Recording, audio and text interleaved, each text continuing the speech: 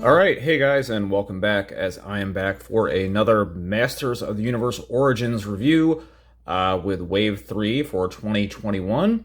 And last week I took a look at She-Ra, and this time I'm going to be taking a look at Roboto, the heroic mechanical warrior that everybody knows and loves, and one of my favorite figures just in general, so really fun to take a look at today. So now let's take a look, of course, at the card first. Nothing really too different here. We have the New for 21 logo, the blue sky with the Masters of the Universe logo, the red bursting rocks, the Mattel logo in the corner, of course the call out with the modern posing and retro play. This one is a little bit different because he does have an action feature, so up in the corner you have a little caption that says "Twist Waist, Unleash His Robot Power." And we have Roboto on the card, and of course the mini-comic Dimensional Doom that comes with all of the figures in this wave. So as you can see, he looks really good on card. We'll get a better look at him in just a second. Let's flip the card around. The top part is a little bent, but here we go. And of course on the back we have some fantastic artwork as always. We have Roboto. He's in the in this jungle with volcanoes in the background, and he's battling Triclops here, blasting his sword out of his hands, and it says, "Built to be mighty and programmed to be courageous, Roboto protects his friends and defends Eternia." And then we have some nice photographs here where it shows you how to do his action feature, where it says, "Twist his waist, his gears turn and jaw move automatically," and he comes with 3 interchangeable weapons. And of course, this is the, the Wave 3 6-back here, which has your 2 standard figures that don't change in this wave, or in any wave, I don't believe. We have He-Man and Skeletor, She-Ra, Roboto, Zodak, and Merman. So some great artwork, as always. Mattel doing a great job with these card backs, and he blends in so well I didn't even notice. I bet you a lot of people didn't notice either. Up in this corner here, sorry I can't really zoom in on it, but we have Cobra Khan sneaking around in the background, so that is a surprise. I never noticed that until just now. So we have a Cobra Khan figure that is probably going to be getting released soon, which I can't wait for that. So anyway, that's everything with Roboto on the card. So now we'll go ahead and we'll get him opened up, and then we'll see what you get with him, and we'll take a look at him. Alright, so now we've gotten Roboto out of the package here, and of course we see that he comes with the new mini-comic, Dimensional Doom, which I showed in my last video, so if you haven't seen that, take a quick look at that. But that's the new mini-comic. That's really nice, that comes with this wave. And of course we have Roboto himself, very brightly colored, and at first appearance really looking nice. I really like his bright colors and how he really stands out. He really pops. And then of course we have all of his accessories, which are what make this figure so fun in the MOTU series, and why he's always going to be a favorite. We have, I believe this is like an electro axe. He has this claw-grabbing hand, which that's the one I usually see him paired with. And then he has this little blaster. I forget what type specifically, but that's his main gun, his main little blaster there. So very cool. And then of course we have Roboto. Now he's one of the few where all of them, the MOTU Origins figures, they're known for being able to remove and interchange parts, but there's 2 parts on here that you can't. I mean, it's your standard articulation for the most part for this figure, to where you can remove the hands, you can remove the arms, you can remove the legs, the shins, the ankles. It moves up here, moves at the elbow, turns, the hand pivots and can be removed. The legs can pretty much move all around. The calves can move around 360 degrees. Ankles, they have a little bit of limited movement because of this bracer down at the bottom. And then the head, you really can't move at all. And of course, if you know Roboto, you will definitely know why that is the case. So just getting a look at the standard figure here, I think he looks really, really good. I know a lot of people are kind of off-put by the brighter colors of the Origins line, but I think it looks good. It's not always good if you're doing a comparison against another figure, but within their own line, the bright colors really, really look well, and they all complement each other nicely. He does have his action feature that we all know and love. I have to say it is different than what we've come to know from the vintage one. You turn him at the waist here, and then he does that little, I call it like a jibber jab motion when he's talking. He just kind of quickly opens his mouth and closes it. There's a nice satisfying little click sound to it. And the gears, I don't know how well you can see that, but the gears also spin around on the inside, and there are some differences with that, which I'll go into in a little bit when we do the side-by-side comparison. Overall, though, I think he is a very good-looking figure in the series. I really like the colors. I have a hard time adjusting to these silvers because you get these weird swirl patterns in a lot of the silvers, which really make it look very odd. One thing that stands out to me on this figure, well, I guess we'll go with the positive first. What I really like is I like these very three-dimensional wires and circuits that really stand out well on his arms, and I think they stand out better than they did in the vintage figure version, so I think that looks really nice. The face, this kind of looks more like the 2000X series that came out.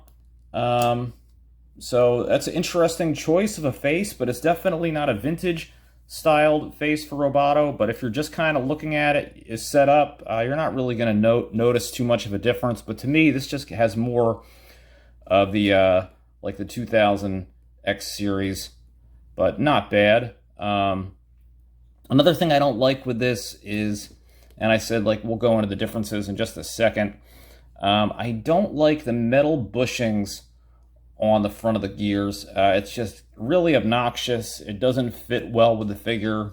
They're really glaring. Really don't like that at all. Also with the waist is very poorly attached and oversized. Like I said, we'll do a comparison in a little bit, and you'll see how the vintage one does not have this overlapping gap. And not only that, but you can see how the waist, it's really not very securely attached, and it almost feels like, I mean, it could break at any second. I mean, I haven't had problems with it, but just long term, this doesn't seem like it's built for stability. As far as the rest of the coloration goes, it looks good. You know, the reds, the chrome, his boots, his well, I guess loincloth, you could say, if robots have a loincloth, but, you know, his clothing. The red on the hands looks really good. The blue, all the colors look really, really great. And I think he stands and poses particularly well. So now let's take a look at his little accessories that we have here. Now this is the claw, and I don't know how well you're going to be able to see this, but I think probably in the his little laser blaster, you can see it a little bit better, but you can kind of see how there's some swirls on different areas here, and it really just kind of blurs the color. If I can get it to focus in here.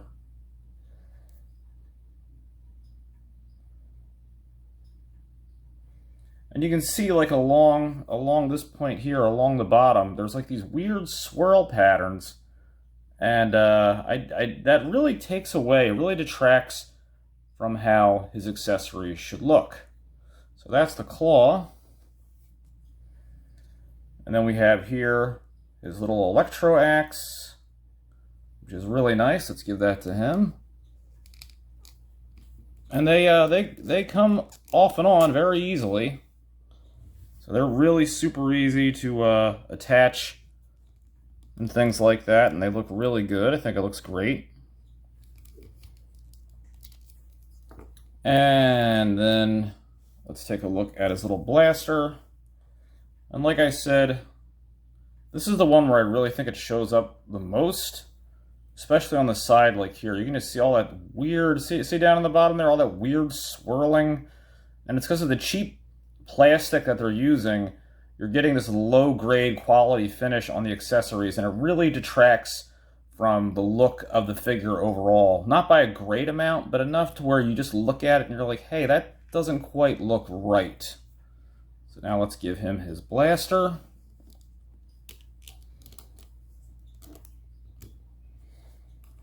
And yeah, so he looks good. I mean, he looks, overall looks fine, but I just think that they could have had a little bit more quality control with the accessories. And then just some little finishing touches. Like, that is so much wobble right there. That is unbelievable. That does not seem like a well-constructed toy. And then with the silver gears, it just takes away from like the fantasy element of the figure, because you don't see that. You like seeing just the colors and not just like, oh, there's actual bits of metal, and I think that detracts from it.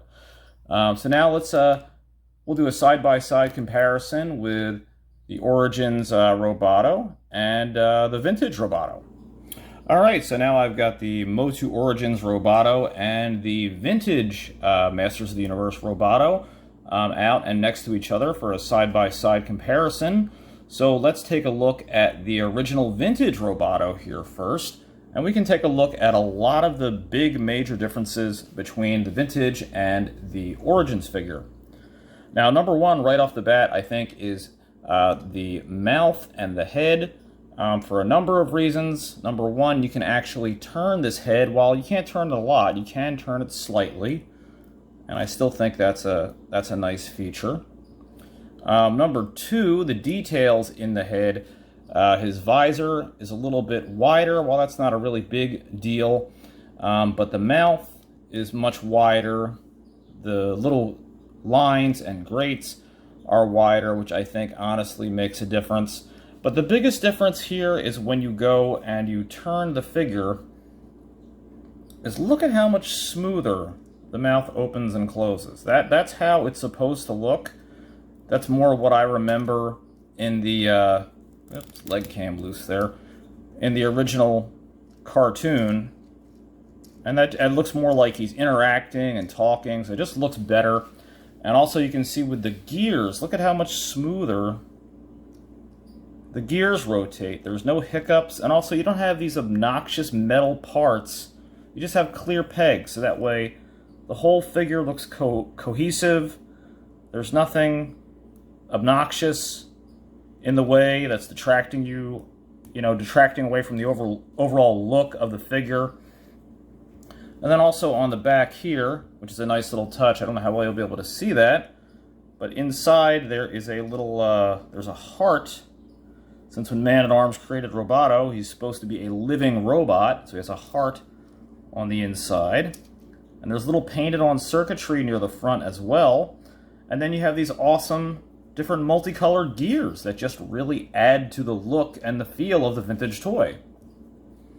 And not to mention, another big difference is with just the construction of this. Now you'll notice, I go to shake that, while you can hear his mouth, that's his mouth and the gears moving, there's no movement in the torso.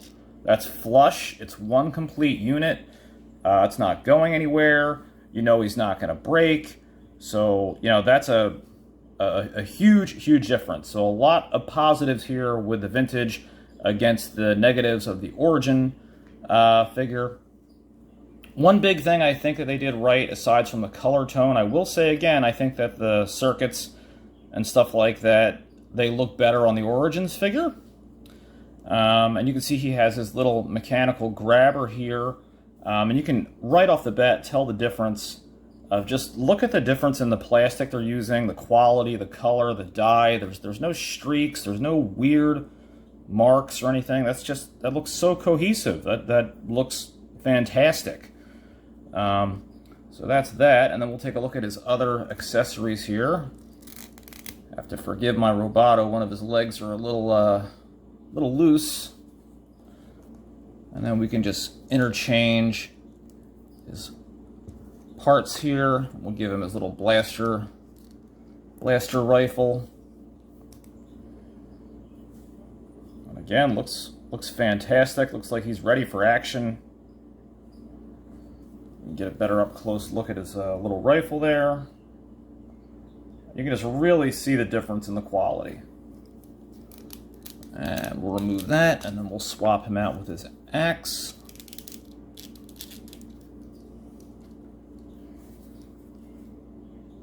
And again, looks fantastic. I mean, you know, of course it's going to look great. It's the original vintage figure. So even though he's a little bit faded, there's just so many positives going on with this figure that I really wish Mattel wouldn't rush the design of these figures and the production of them and sacrifice quality.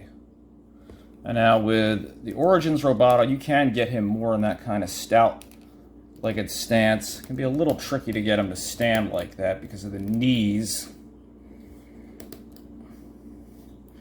There we go. Now we kind of have more of a true side-by-side comparison. And yeah, they're both roughly the same height. I mean, depending on how well you're able to get Roboto's knees to stand up like that. But I think you can really see the difference. While the colors look brighter, there's just a lot of missed opportunities in this figure. Again, I think that Roboto looks good for the Origins line, but unfortunately, like I've said when going up against the vintage figures, it's really bad if you want to do a comparison. There's so many missed opportunities, and the torso, the bright silver pegs in the chest, and just the way that, you know, when his mouth opens and closes, how it just makes that quick little yap motion, which just does not look right to me. So I think that there's definitely some opportunities that Mattel, you know, I hope that they see these in figures as they're putting out newer ones, and maybe take a little bit more time into really designing the overall feel and look of the figures as they're coming out. Overall, though, I still think Roboto is a cool figure for the Origins line. If you're collecting for Origins, I definitely still say pick him up if you can find him. He's a cool figure, and hope you guys enjoyed taking a look at the 2021 MOTU Origins Roboto today.